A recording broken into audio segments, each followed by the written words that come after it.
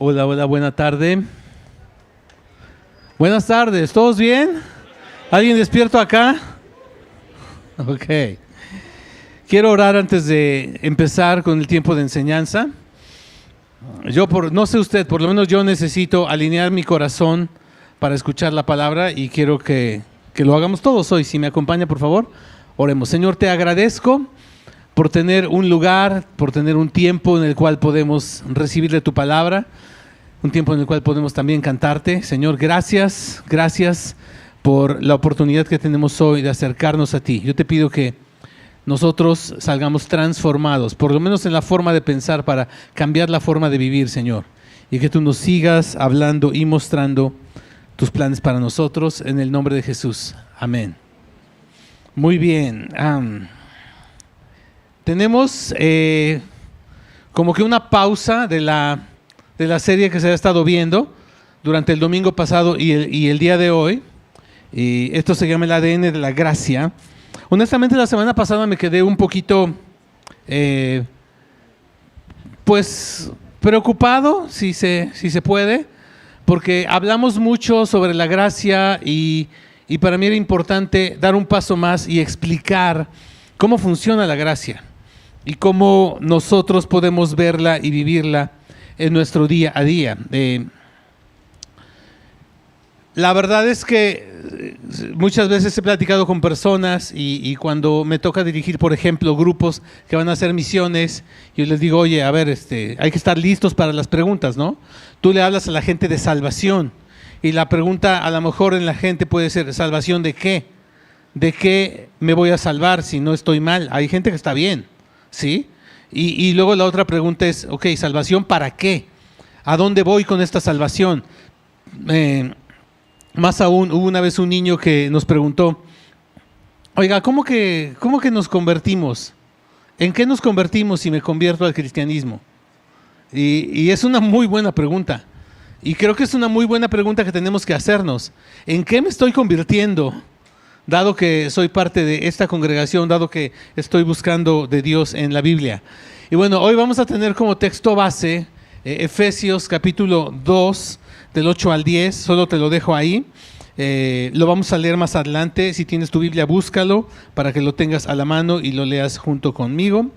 Y bueno, a la hora de pensar en la gracia y cómo funciona la gracia, es decir, el ADN de la gracia, creo que pienso mucho en la cultura del reino. Todo tiene que ver con la cultura y la manera en la que nosotros entendemos la gracia tiene mucho que ver con nuestra cultura. Y bueno, por ejemplo, si hablamos de nuestro país, si hablamos de México, ¿cómo es la cultura del mexicano? A ver, para los que son mexicanos aquí, ¿quién es mexicano? Levante su mano. Ok, ¿quién no es mexicano? Levante su mano. Una o dos, ok. Tres, que yo ubico. Ahí estás. No sé si pedirles perdón a las personas de otro país.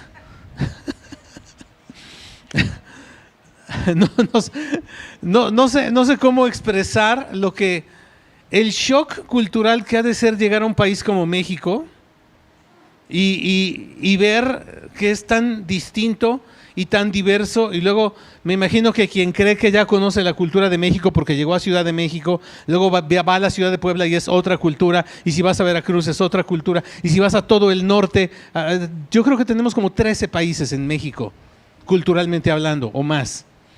Y es un shock cultural, pero si tú y yo podemos definir la cultura de un país, es la respuesta de cómo se hacen aquí las cosas. Aquí cómo se hacen las cosas. Eso te da una guía de la cultura de una nación o de una ciudad, tal vez hasta de una familia. Cuando dos personas se casan, es una unión, espero en Dios, sino que un choque de dos culturas, porque ella trae su cultura, la de sus papás, la de su familia, la de su ciudad, la que ella fue adquiriendo conforme fue creciendo, y él lo mismo, trae una cultura totalmente distinta.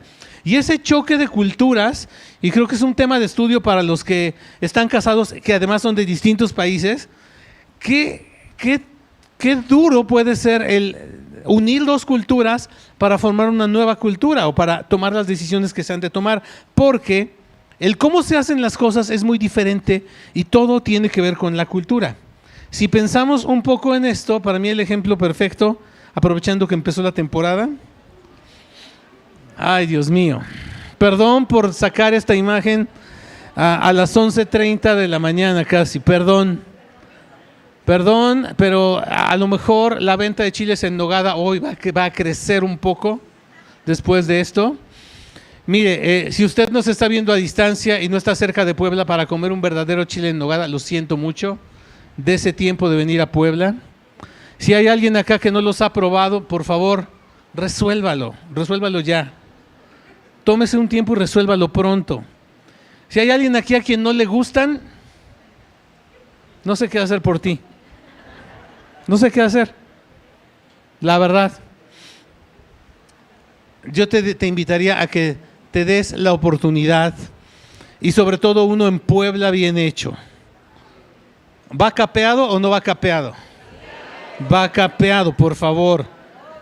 No, lo siento mucho, amigos de la Ciudad de México. No vayan a comer allá un chile no capeado, por favor. Luego, la otra. Hay gente que todavía cree que la nogada, que viene de nogal, que viene de nuez, es el relleno que va por dentro. No. El relleno que va por dentro con carne y frutas y otras cositas es el relleno. La nogada es lo blanco que tú ves afuera, ¿ok? No les voy a decir cómo se hace, porque este ejemplo me sirve para decirles que la verdadera receta del chile en nogada, la tradicional, la auténtica, por supuesto es la que tienen en tu familia. ¿A quién engañamos? Tú vas a un lugar porque te invitaron a comer o te convida alguien de otra familia y tú lo pruebas y ya te veo. Y por favor piensa rápido en tu tía, esa que critica la comida de todo mundo. ¿Tienes una tía que critica la comida de todo mundo? ¿Sí? Si tú no tienes una tía que critica la comida de todo mundo, creo que tú eres esa tía. No importa si eres hombre o mujer, eres esa tía. Esta tía es la que prueba y dice, debería de estar más pequeño el corte de la fruta. Y es capaz con su lengua de determinar por micras el tamaño de la fruta para decirte está mal, así no se hace. O la carne va molida o no, va entera. O no. Ay, mira, yo te digo algo. Tú ve y pruébalo y disfrútalo. Pero la verdad es que cada familia va a decir, aquí así se hace. Y no creo que haya una familia que lo haga bien o lo haga mal. Lo hacen como lo hacen y eso es cultura. Bueno, mi problema sería que querramos encajonar a cómo es Dios a nuestra cultura familiar. Yo estoy seguro que el chile en nogada nació antes que la forma de hacerlo de tu familia. Y yo no estuve con las monjitas que lo prepararon por primera vez para decirte cómo se hace. Yo sé que a lo mejor tú tienes un contacto directo con la persona, que es su tatarabuela. Yo lo sé, está bien, me encanta. Pero nadie de nosotros estuvo ahí. Con el reino de Dios, no podemos encajonar. Piensen en esta expresión. El reino de Dios a mi cosmovisión, a cómo yo hago las cosas, o a cómo se hacen las cosas en mi familia, o en mi país, o en mi iglesia. El reino de Dios es algo muy grande. Y la verdad es que el reino de Dios tiene su propia cultura. Y de lo que se trata ahorita, cuando hablemos de la gracia, vamos a aprender una parte fundamental de la cultura del reino de Dios. Porque el reino de Dios tiene su propia cultura. Mi deseo es que hoy podamos desempacar y adquirir una idea de cómo es la gracia de acuerdo a la cultura del reino para vivir de acuerdo a la gracia. La gracia es muy importante. Efesios 2:8 dice, porque por gracia ustedes han sido salvados mediante la fe. La gracia es lo que permite que tú seas salvo. Parte de lo que hacemos y parte de por qué predicamos el evangelio, parte de por qué nos reunimos es porque queremos ser salvos. La salvación es algo importante. ¿Cuántos saben que la salvación es importante en nuestra fe? Es necesario que seamos salvos. Hay un abismo literalmente de diferencia entre ser salvo y no ser salvo. El que es salvo es hijo de Dios. El que no es salvo no es hijo de Dios, punto. Y se acabó. Y la salvación depende de la gracia. Si no entendemos la gracia, no entendemos la salvación, o la vivimos de acuerdo a cómo se hacen las cosas en mi mente o en mi familia. Sigo leyendo. Esto no procede de ustedes. Ahí está clarísimo. La gracia no procede de mí, no depende de mí, no la defino yo. No procede de ustedes, sino que es el regalo de Dios, y no por obras para que nadie se jacte. Es un regalo de Dios, no depende de mis obras, no lo gano por obras para que nadie se jacte, porque seguramente hay personas que tienen mejores obras que otras. ¿Sí?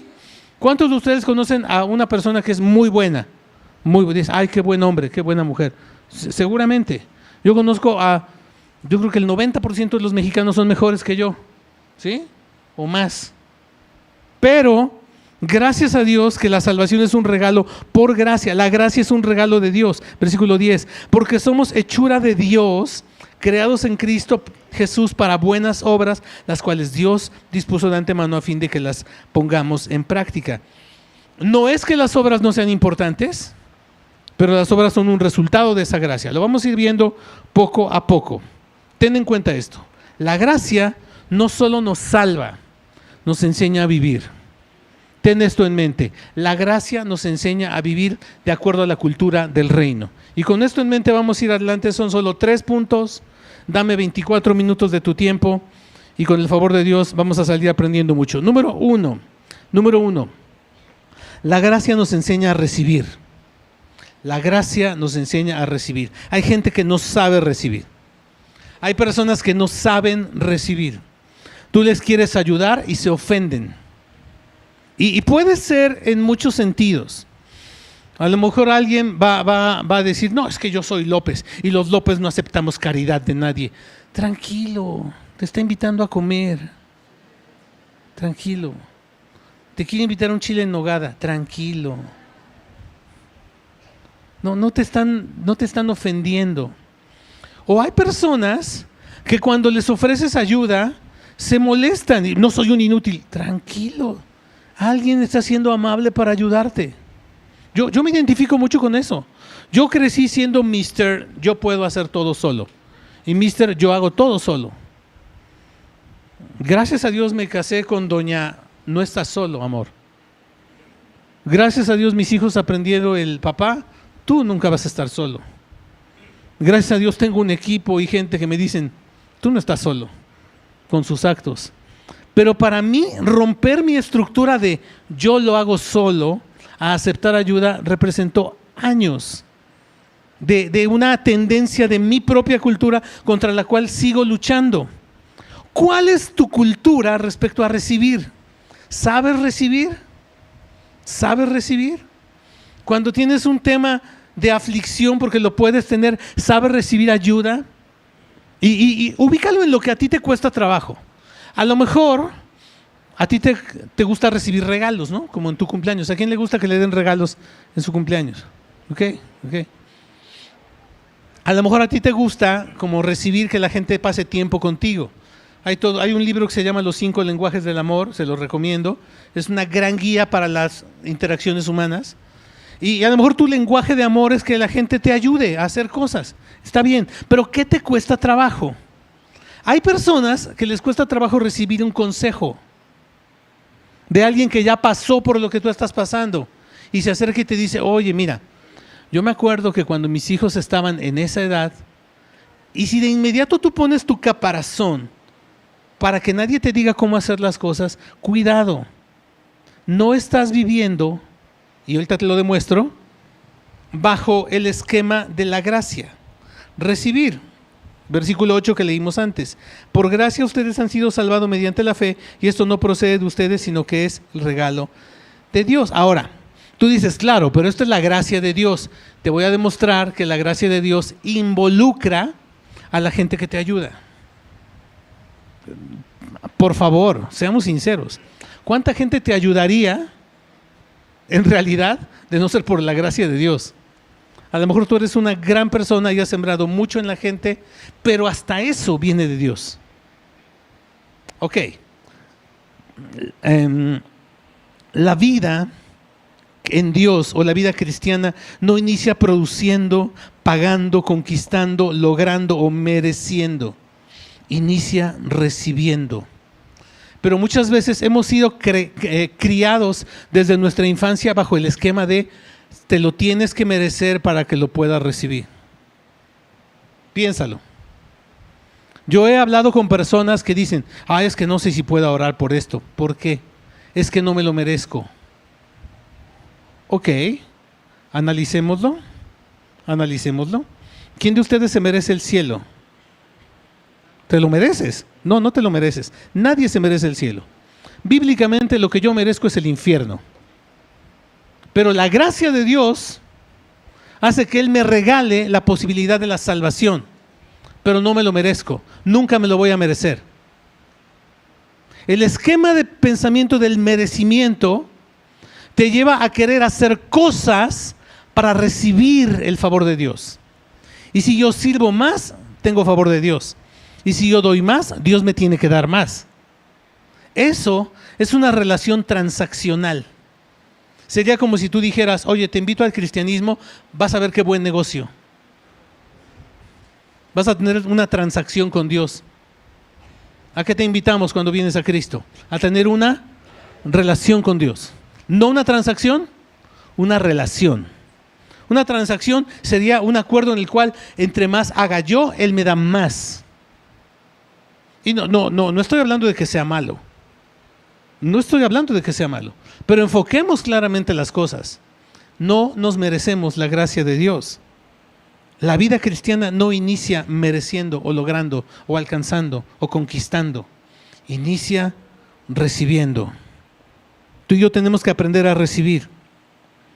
Toda buena dádiva y toda perfecta bendición, Santiago 1:17, descienden de lo alto, donde está el Padre que creó las lumbreras celestes y quien no cambia ni se mueve como las sombras. Esto dice la palabra. Aprende a recibir. ¿Por qué? ¿Por qué tienes que aprender a recibir? Porque si alguien hace un favor hacia ti, ese regalo no viene de esa persona. Vuelve a leer la palabra. Todo regalo, todo buen regalo viene de Dios. El que tú tengas a tu lado personas que no quieren que hagas todo solo porque quieren ayudarte es un regalo de Dios. Y si no vemos lo que recibimos como un regalo de Dios, estamos menospreciando la gracia de Dios. No te estoy diciendo que todo lo tengas que recibir por regalo, no. Pero recibe lo que sí viene por regalo. Recíbelo. ¿Y por qué es importante esto? Hay un gran componente de orgullo cuando no sabemos recibir. Y cuidado. Ese nivel de soberbia sí es pecado. La soberbia de no aceptar un favor sí es pecado. El no recibir, el no querer recibir. Hay un gran componente de orgullo, tal vez en algunos casos no, y tal vez no te enseñaron a recibir. Eso es como se hacían las cosas en tu casa. Cultura de tu familia, respetable. Estamos hablando de cultura del reino. Dice la palabra esta pregunta: ¿qué tienes que no hayas recibido? Porque a lo mejor tú dices, no, yo estoy acostumbrado a formarme la vida yo solo. Te creo y te la compro, 100%.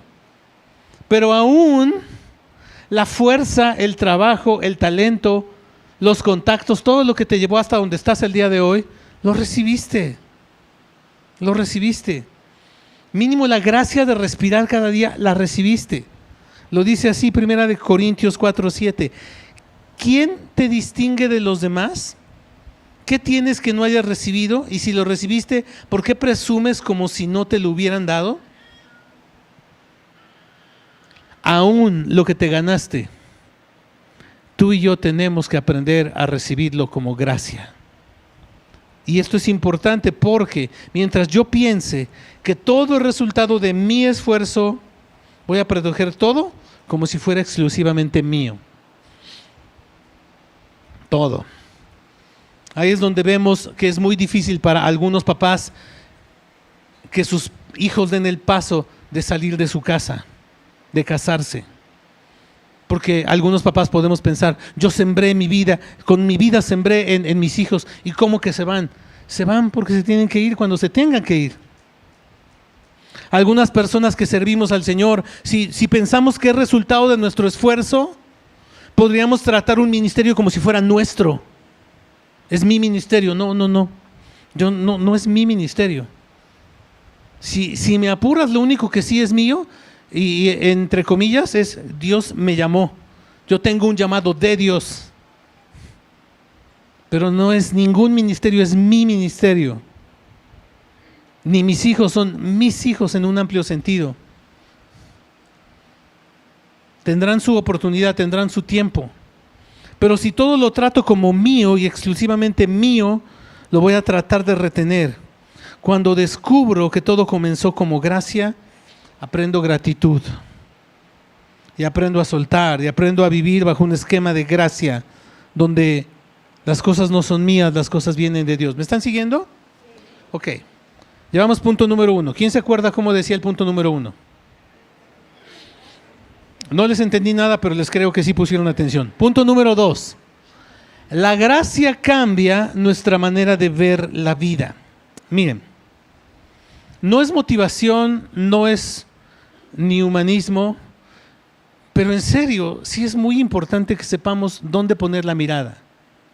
¿Dónde poner la mirada? La Biblia dice, puestos los ojos en Jesús, el autor y consumador de la fe.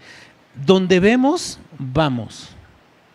Hacia donde está tu mirada, va tu vida y va tu destino. Hay que aprender qué ver, qué estás viendo, en qué te estás enfocando. Debes de tener claridad en eso.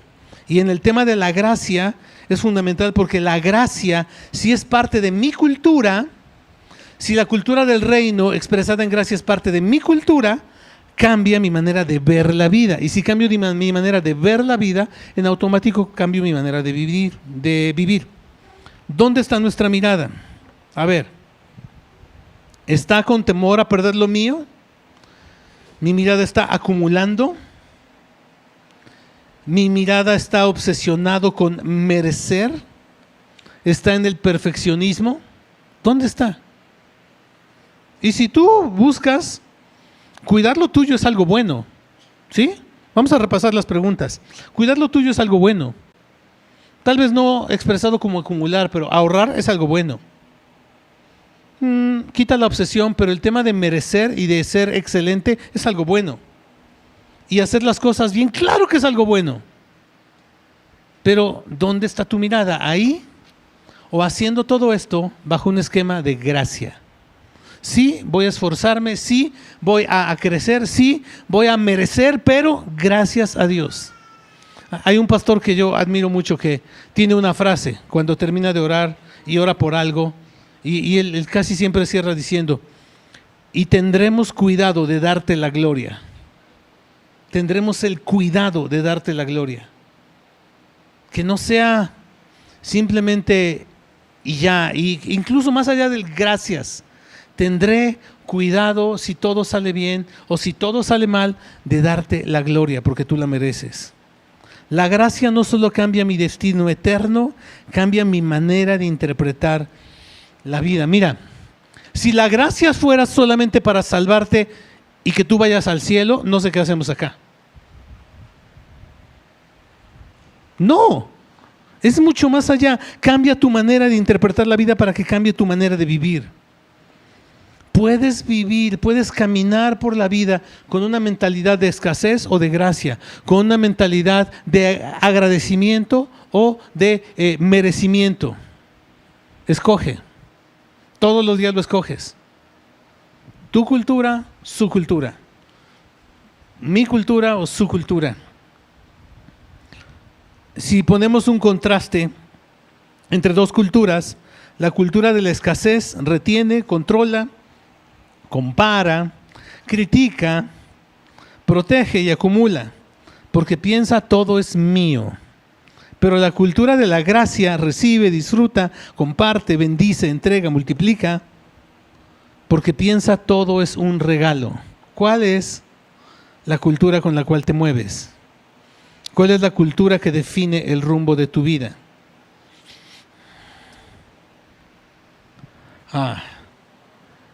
Hubo un hombre llamado Zaqueo ¿Quién conoce la historia de Zaqueo en Lucas 19? No lo vamos a leer completo, se los voy a platicar y luego vamos a ver un versículo nada más. Zaqueo era un hombre que se dedicaba a cosas que no ayudaban al pueblo de Dios. Robaba, por así decirlo, ¿no? Tenía una posición en la cual podía ser usurero, podía extorsionar personas. No era un hombre bueno, era un hombre malo. Dice la Biblia que Zaqueo además era un hombre chaparrito.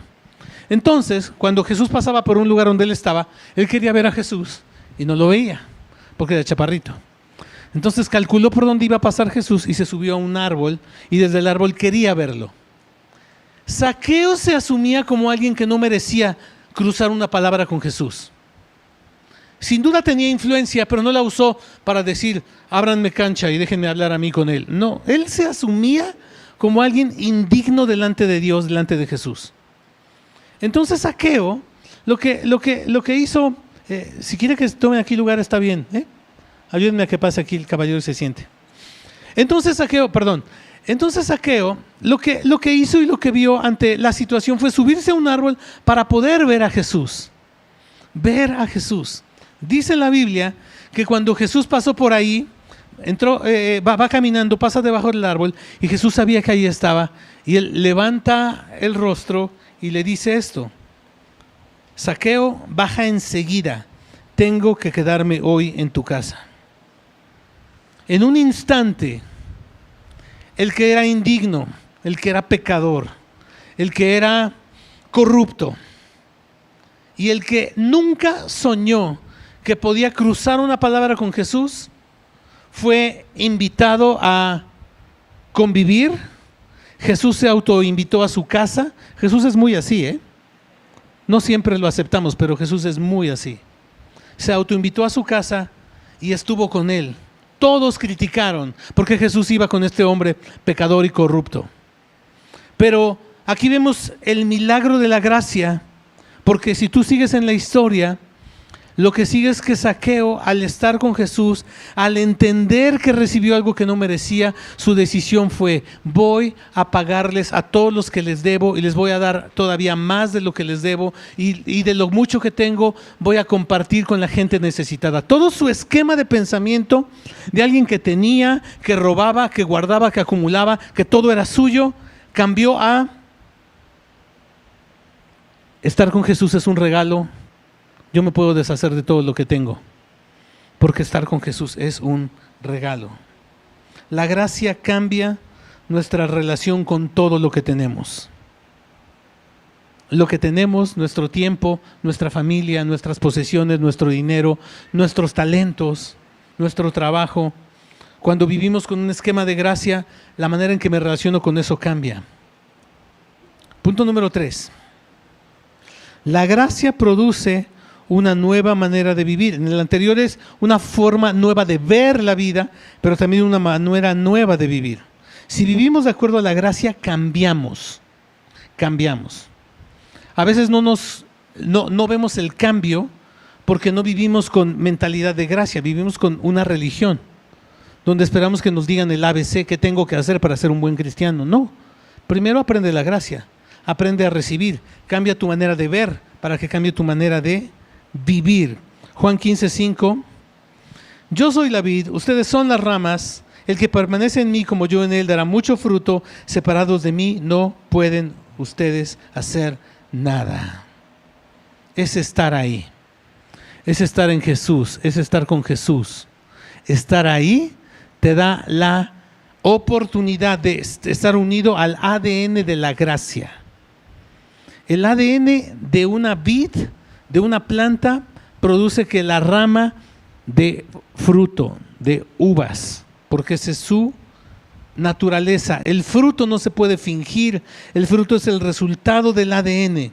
Si estás unido a Jesús, entendiendo la gracia, tú estás dando fruto, estarás dando fruto. El apóstol Pablo lo explicaba así: con mi ejemplo les he mostrado que es preciso trabajar duro para ayudar a los necesitados. Recordando las palabras del Señor Jesús: hay más dicha en dar que recibir. Quiero que vean en la pantalla o en sus Biblias la última frase. Las palabras del Señor Jesús: hay más dicha en dar que en recibir. Oigan, qué palabra tan difícil. Nada más pensémoslo. A ver. Hay más dicha en dar que en recibir. ¿Qué prefieres? ¿Pagar chiles en nogada para 10 de acá? ¿O que te inviten y te inviten tu chile en nogada? Alguien de acá. ¿Qué prefieres? La verdad. Si hay alguien que prefiere pagar, de una vez avíseme y armamos la lista. Pero dice que hay más dicha. Y yo sé que es fácil como cuando es tu familia, ¿no? La semana pasada que fue Día del Padre, yo llegué de viaje así, literal llegué, fueron por mí, de ahí los invité a desayunar, prediqué, luego nos fuimos a comer y yo los invité a comer, o sea, y pues es Día del Padre, pues sí, yo pago, es mi gusto, porque es Día del Padre. Esto yo lo aprendí en el intercambio de fin de año de un lugar donde trabajé. ¿Listos para que me acompañen a oír esta triste historia? ¿A quién de ustedes les gustan los intercambios de la oficina en el trabajo? Levante su mano. Y menos si te toca la de nóminas que siempre regala una taza. ¿Sabes que a mí me pasó en un entorno cristiano que alguien me dio el regalo que yo le di el año anterior? Dime si hay algo más deprimente que eso.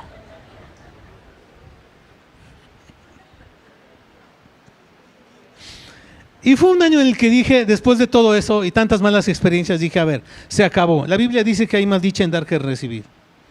Hoy voy a cambiar. No, hoy voy a hacerlo distinto. Estoy tratando de construir la historia de una manera que nadie se entere dónde fue ni cuándo fue, porque aquí hay personas que conocen mi historia en muchas etapas, pero estoy tratando de construirlo de manera que no se sepa. Pero dije, voy a hacerlo distinto. Dije, este año ni voy a investigar quién me da, porque luego algunos investigan quién les da, y si sabes que quien te da bien poquito, tú también das bien poquito para no sentirte tan mal, ¿no? No me importa quién me da. Era del esquema de amigo secreto que cada semana dejabas un detalle. Es alguien que yo no conocía. Investigué a la persona, le di así exacto, la botanita, el dulce, la bebida, todo lo que les gustaba. O sea, cada día era como perfecto. Perfecto, me lo mandó a decir muchas veces. No, hombre, quién sabe quién me da, pero qué bárbaro, me conoce perfecto. No conocía, le eché ganas. Llegó el día del regalo final y no es que fue algo muy costoso, fue algo muy pensado. Investigué qué necesitaba y qué le gustaba. Y di un regalo y esa persona quedó fascinada. Estoy sorprendido, no sé cómo le hiciste, gracias, bla, bla, bla. Increíble. Dime si me acuerdo qué me regalaron ese fin de año. No tengo idea. Y no es falta de gratitud. Me enfoqué demasiado y disfruté el dar. Hay más dicha en dar que en recibir, porque la gracia produce gozo al compartir, libertad al ser generoso, cero culpa, cero presión. Hay más dicha, porque la gracia produce gozo al compartir, libertad al ser generoso, produce cero culpa y cero presión. La generosidad no nace de la abundancia de recursos. Acá no es, no, pues que dé el que tiene más. No. La generosidad no nace de la abundancia de recursos, nace de la conciencia de haber recibido gracia. La generosidad no es un requisito para recibir la gracia. No doy ni soy generoso para que Dios me dé más. Es una respuesta natural de quien ha comprendido la gracia. Y la pregunta en nuestra mente no tiene que ser ¿que lo que hago, comparto o doy es suficiente? Esa no es la pregunta. ¿Cuánto tengo que ayudar a mi familia para ser un buen papá? Esa no es la pregunta. ¿Cuánto tengo que dar en la iglesia para ser un buen cristiano? Esa no es la pregunta. ¿Cuánto tengo que ayudar a los pobres para ser un buen hombre, una buena mujer? Esa no es la pregunta. La pregunta es, ¿el ADN que está formando mi manera de vivir, cuál es? ¿En qué pienso? ¿En acumular? ¿En quitar? ¿En escasez? Incluso el dar por sentirme más piadoso o más santo, No es el ADN correcto, es la gratitud, es la gracia. Cierro con esta idea: el ADN de la escasez produce una vida marcada por el miedo, pero el ADN de la gracia produce una vida marcada por la gratitud, el gozo y una libertad que naturalmente bendice a otros. Les dejo eso ahí, y si gustan vamos a ponernos en pie. Quiero que terminemos este tiempo orando y adorando al Señor.